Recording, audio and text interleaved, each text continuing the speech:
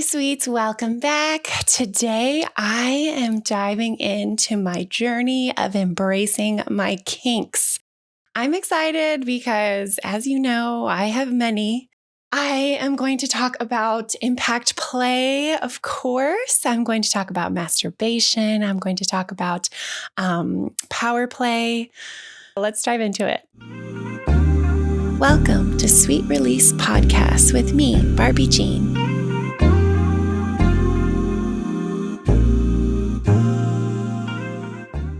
Okay, guys, so to start things off, I'm going to start with masturbation.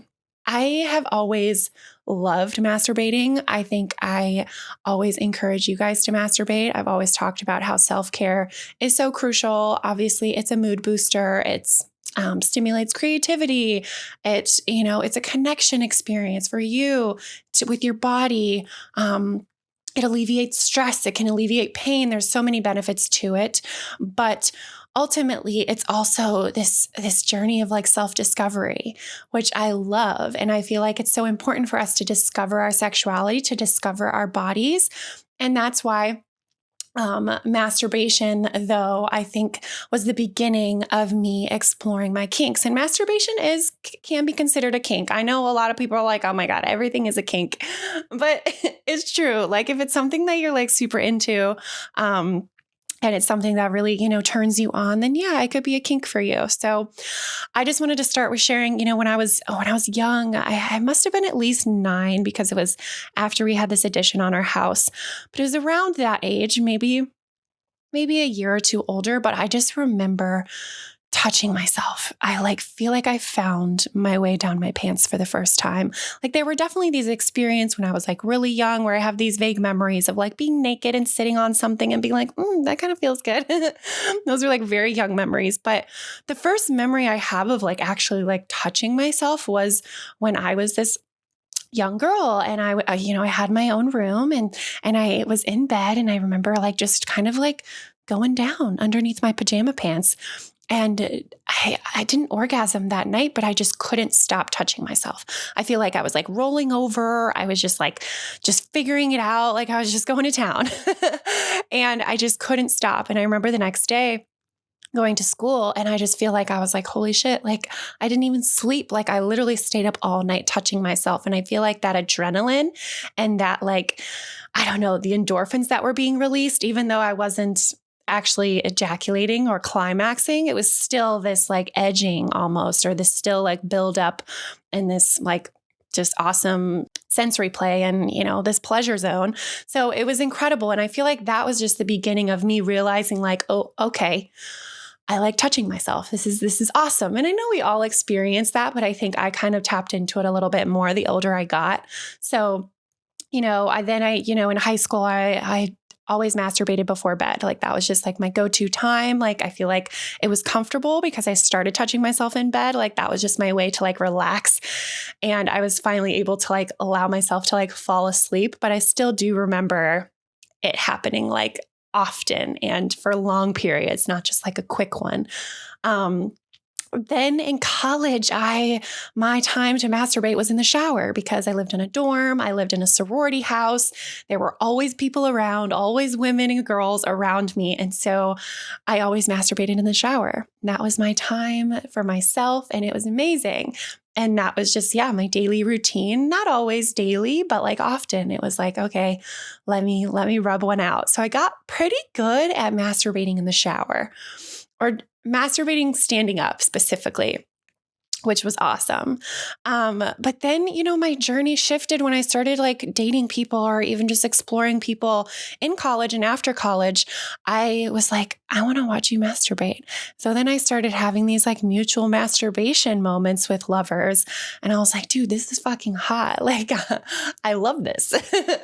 And then it was like, I don't know. So then it was like the mutual masturbation thing. Then even when I moved to LA, I talked about recently how I went on to Seeking Arrangements. And that was a time where I also like masturbated on the phone with people and they like paid me. And I would just masturbate on the phone, or Yeah, and they would like listen to me, or that was something that I even did with lovers, long distance lovers, where we would just like masturbate on the phone together. And so good. So that's just my masturbation experience, self-discovery and pleasure. And it's just definitely a kink of mine. And it's something that I've always loved. And it's something that I've always leaned into to alleviate stress and anxiety, which is something I've struggled with. So, yeah. And then more recently, I really got into masturbating on my way to work. Like that was my go-to time to do it.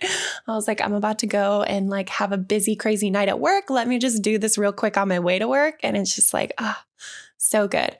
So yeah, let's now, talk about impact play.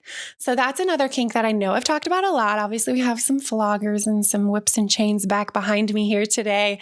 But my impact play kink really started, I feel like it started with this chef that I was sleeping with in New Zealand. So as most of you know, if you've been, following me and following my channel and podcast for a while, I lived in New Zealand for a year. And so in New Zealand, I was fucking this head chef of this restaurant bar that I like worked at. We hooked up often, and he like got into really like, he was just rough. It was rough sex. And I was like, damn, this is nice. So I remember asking him to like choke me. I remember he was the first like slap on the face that I received. And I was like, holy shit, this is amazing. And, for me, these first, masturbating and impact plays, for me, it's often like sensory. Yeah, there's been some power dynamics intermixed, and we're going to get to power play next. But for me, the slapping and the impact play that I have always loved has always been like the sensory and like just like igniting my senses, igniting those like that spark of adrenaline again, or just this rough sensation that feels really good, and it's really fun to play with that. So that was the first time where I was like, okay, I think I like to be slapped. But I was also like, okay, is this something that I want to experience like in a power dynamic? So then when I moved to LA, I started exploring like FetLife. I got a FetLife account and I started meeting these DOMs, and I had a bad experience with a slap where I met with this DOM. We grabbed lunch and then he came back to my place, and in the heat of like this moment, he just like slaps me abruptly across the face, super rough and super hard. And it just caught me so by surprise. Like it didn't feel right. And so that's when I started realizing like, okay, wait a minute. And I kicked him out because I was just like emotional. It like gave me this like kind of emotional release, and I wasn't expecting it. He didn't ask my permission first. So that was like, just to remind you that sometimes when you're exploring these more sensitive and intimate experiences of even just power dynamics, or, it's just, yeah, it's physical slap that's a big deal. And you should always ask permission. And so it's just a good reminder, and it was a learning experience for me that I was like, okay, I want to explore these things, but I want to feel comfortable, and I want to feel like consent is always there, and I want to feel respected in the process. And so then I learned that I really had to like voice my boundaries and voice these things that I knew that, like just ask me before you do something like that, or have those conversations ahead of time. And so I started learning, but yeah, so that was like not the best experience of slapping. But then I also had a really good experience with slapping when I was also living in Pasadena when I first moved to LA, and it was a drunken night out. And I just remember asking him to just slap me. Like I just wanted the roughness, and we had sex for hours. I remember not making it home till like 5 or 6 a.m. that night. And my face was like bruised the next day. And I was like, oh my God, maybe I did it a little too far. I'm not a huge fan of marks being left on me, especially my face. But I was exploring. I was like, this is fun. Like this feels so good. And spanking. Spanking is another form of impact play that's really easy to explore because along with slapping, like you just use your body. And so, yeah, I was starting to like lean into that with lovers and be like, I want you to spank me. And that was really fun. And then really once I started going to play parties a lot and really exploring these group play settings, that's when I really started getting into floggers and whips and chains and all of that. And that's when I started experiencing these really incredible impact play sessions with like doms or with dominatrixes at parties where they had their floggers and they would do like a full session on me. And that was when I was like, okay, this is something that I love. This is something that I'm super into. Impact play. Yes. Oh, so good. I also dated this guy that was really into degrading, and that's also when I learned like more boundaries. But he always wanted to whip me with this crop. And it was always when we had this time apart. So it was when I was going to like some sex parties or just hooking up with some playful, casual flings. And then we'd reconnect. He'd come to visit me, or I'd go down to San Diego to see him, and we'd reconnect after time apart. And he'd be like, I want to punish you for being a naughty girl. And I was like, well, wait a minute. I'm a slut and I love it. Like, I don't want to be punished. Like, you should be welcoming and worshiping me. But I didn't know that that was my vibe at the time. And this was something that he was really into, is this kind of being a sadist. And so I was like, okay, I'll do it for you. So I wasn't very aware at that time of my life. I wasn't very present in my body and in my emotions. And I didn't know how to express how I felt. That wasn't something that I learned growing up. Like, we never really talked about how we were feeling. And so it was kind of just new for me. And so that was another experience where I was leaning into this impact play, and I was like, okay, I know I like floggers. I know I like spanking.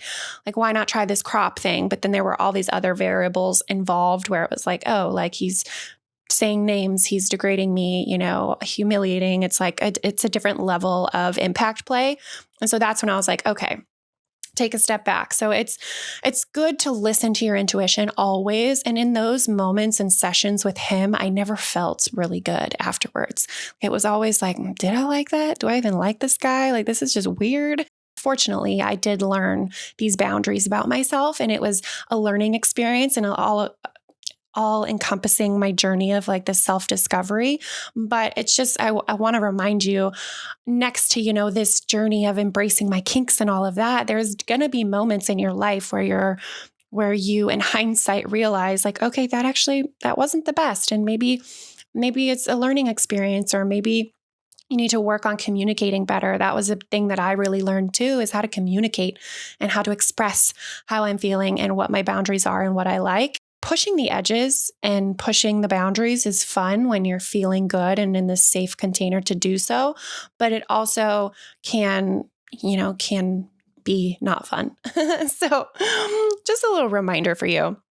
But yeah, so again, I've always been a fan of impact play.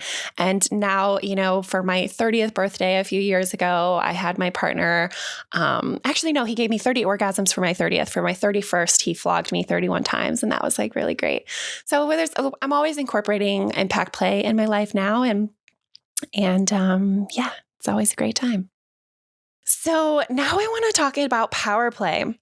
I don't know, the first time I experienced power play, and maybe this is more bondage, which I'm going to get into next, but the first time, I'm still going to say it because it felt very like I felt submissive in that moment, was this college guy that I was hooking up with, and he handcuffed me to his headboard. And I was like, oh my God. And he like walked downstairs for a minute and like made me wait for it. And I was like, oh boy.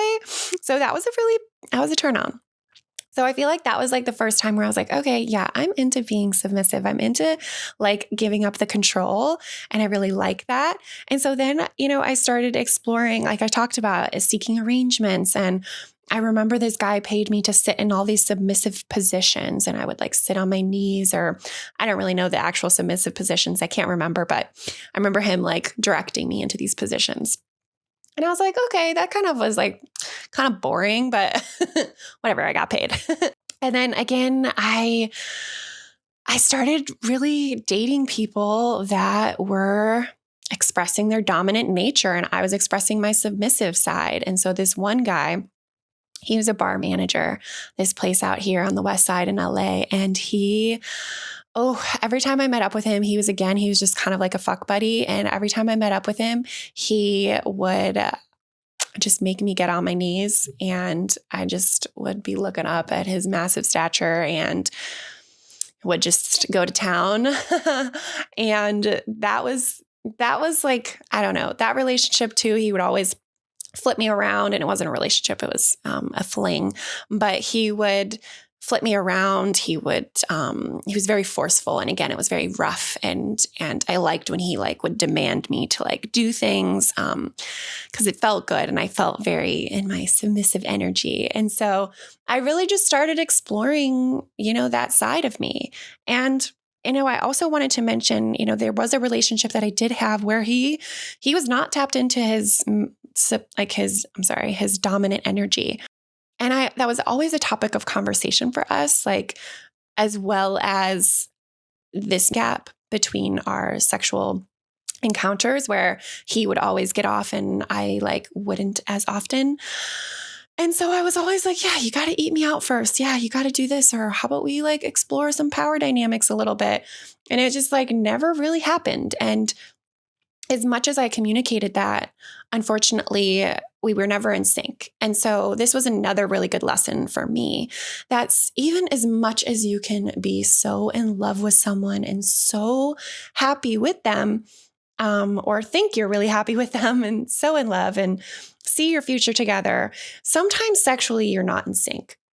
And not to say that you can't work on that. You definitely can. But oftentimes, if this is like an ongoing thing where you've worked, maybe you've gone to therapy, or you've tried to incorporate new things in the bedroom and still it seems like you're not on the same page. That's unfortunately, it was a lesson for me where I was like, okay, we're just not a match. And again, it's like listening to our intuition.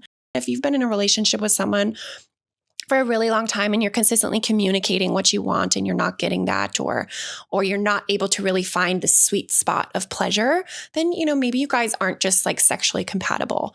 But there are definitely things that you can do to like help with that and move through that and spice up the relationship, especially after years and years, where things just shift and change. But I just took that as a good lesson too, where it's like, okay, you can be really compatible in a lot of ways, but it's also good to recognize like what you value, and pleasure is something that I really do value. And so it's something that I definitely want to experience and want to have a good connection and sexual exploration in my life. So then my partner now, he's always chaining me up and we're always exploring power dynamics when we can. Sometimes we go months without it. But just the other day, he like chained me up to this board above our bed and had my legs and my arms on with cufflinks. And I was just chained up there and it was amazing. And so that power dynamic, or even the fact that I love asking permission to come, like all of that is just ways that I explore power play in my relationship now. And of course, still like tapping into that submissive energy, or, we've had a lot of threesomes. And so I love tapping into my dominant energy when I'm with women more so. But sometimes I like to like grab this bar and like ride him and tap into my like strong, powerful goddess energy. But power play is something that I really do love. And it's something that I've definitely embraced in my life now and throughout my sexual journey. And now bondage. Okay, so bondage is, again, something I've talked about a lot. I'm grateful to have had a lot of experiences with rope. Yay. Rope exploration has been something I have truly tapped into with people I've dated, people that were, practicing the art of shibari or kimbaku. And so I experienced a lot of like chest harnesses, which were really fun to play with and have sex with, because then they can just like move you and kind of control you in fun ways, which is again, leaning into those sensations and that tightness and like the restriction, and so good. But also, yeah, just the way rope feels on your body can just be very sensational. I love it. I already talked about like the chains, like just using cufflinks to be bonded to the bed, or those four-corner bed restraints. Like I dated a guy that was into that, or, we were just kind of fucking. But he had those on his bed. And these are all on my Amazon shop. If you're interested in finding just like simple bed restraints or cufflinks or things, I have linked on my Amazon shop some of these things that you can easily install in your bed. And I did a rope class with a girlfriend, which is where that pretty like rope drawing is from.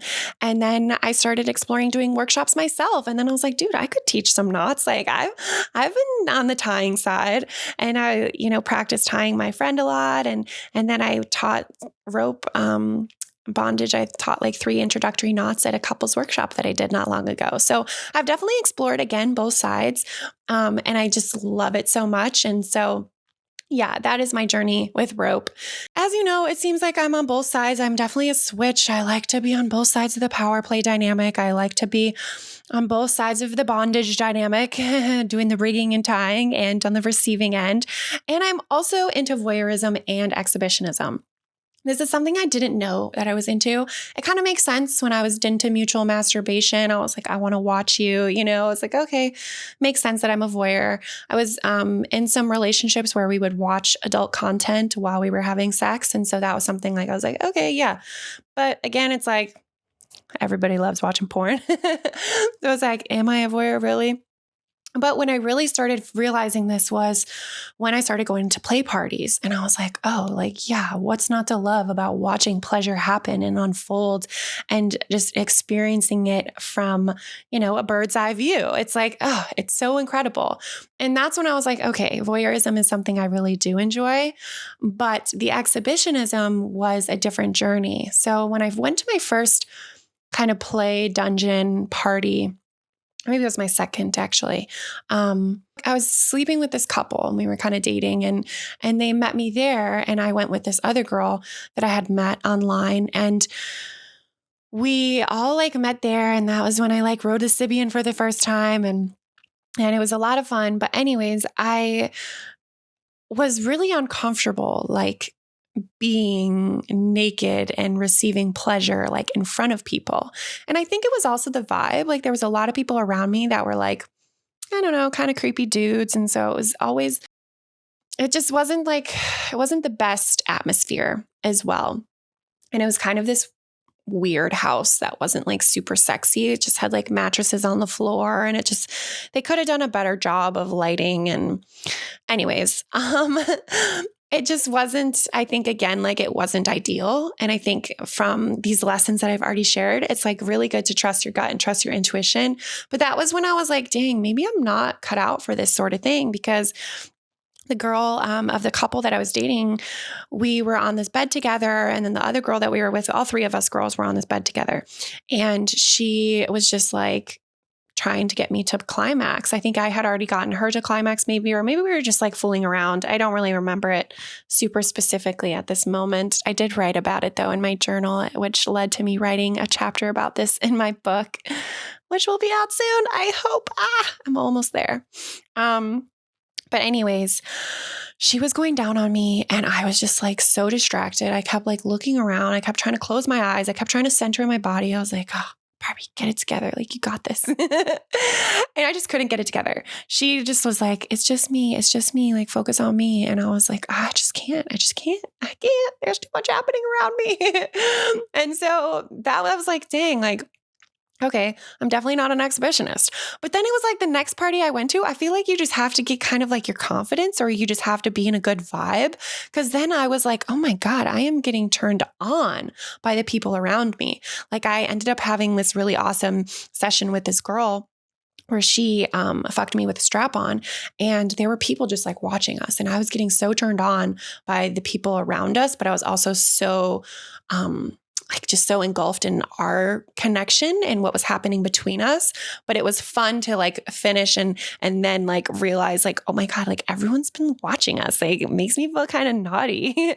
And so then I started exploring and really loving that side of it, and really welcoming people watching.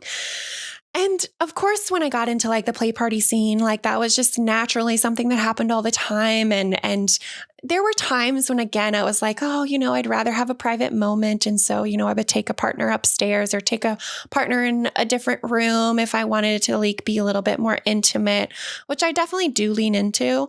But I think in my relationships now, it's been really fun to explore that too, especially when we have threesomes, which like we have so many threesomes, or we've had so many, that I love just like sitting back and watching, and I love being watched. And so it's just this dynamic that like feels really good in these group play sessions, which I didn't put group play as like a kink that I was going to share with you guys today, because, but obviously it's one of mine. I think you guys can all attest to that with my experiences. But yeah, in the group play scenarios, like I am super into the voyeurism and the exhibitionism. And also that's why I love my Patreon. Like I love expressing and taking pictures of myself and sharing videos of myself. And I love, like, that's why I love Instagram, like I like people seeing me. I like that. And that's why I'm enjoying this podcast, like I like that I'm inspiring and educating you, but I also like that you enjoy seeing me and that you enjoy my presence. And that's what I love about my Patreon too. Like I like being seen. And so that's something that I love. And it's something that I'm leaning more and more into.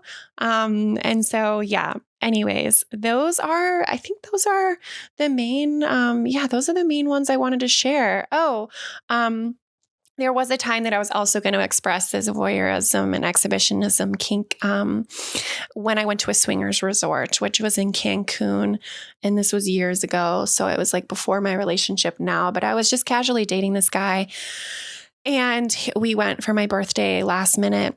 And it was so fun. And that too, it was like, oh, this is a great place to explore this kink too, because it was like, oh, there were just all these spaces where you would end up kind of like linking up with people and mingling and then taking them back to the hotel room. And I had a lot of experiences there with this guy that I really liked. And we had a lot of fun, just like me watching him with other people or him watching me with other people, or just like the whole fluidity of us being in this space where it was like so open and fun. And so that was another time where I was like, oh, I'm definitely like getting to embrace this kink right now. And it feels so good. So yeah, I think I've tapped into everything that I wanted to share today. Yay. But yeah, this is just my journey to embracing my kinks. So I'm grateful that you guys have always supported me in my vulnerability and sharing my stories, and have welcomed all my guests as well and their experiences. And I just, the point of this channel and this podcast is, as you know, to inspire you and educate you, but it's also to lead you to embrace your true self. So if you're feeling insecure about your kinks, if you're feeling just weird about your specific fetish, it's okay. But I want you to embrace it. I want you to figure out ways to experience it. I want you to communicate with your partner, or, communicate with yourself, write it all out, like write down your fantasies and explore that. And so this is just a reminder for you to embrace your kinks, embrace your erotic authenticity. And yeah, I hope you enjoyed this episode. I do want to share, I want to share my last sweet release story with you too, which I'm going to try to do at every episode instead of just my guest episodes. So when was the last time I had that sweet release? Well, it was yesterday. My partner and I had sex right here, actually, right here, right there. My vibrator is over on the side of this bed, so that's where I sleep. And so it was with my Hitachi wand. And first it was with my wand and his cock in my mouth, and I came a couple times that way.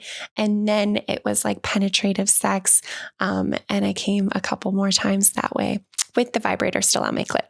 I was like, yes, keep the vibrator here for this session. It is so good to me. Thank you, vibrator. I love you so much. But anyways, yeah, that was my last sweet release. So please go out there and get those sweet releases. Welcome them with open arms and open legs, because damn, do they feel good, and they are so good for you. So thanks again for tuning in week after week, y'all. I love you guys so much. Be sweet to yourself, be sweet to your pussy and your dick. Be sweet, be sweet, be sweet, and welcome those sweet releases and welcome those kinks. Please embrace them. I'll see you next week. Ta-ta.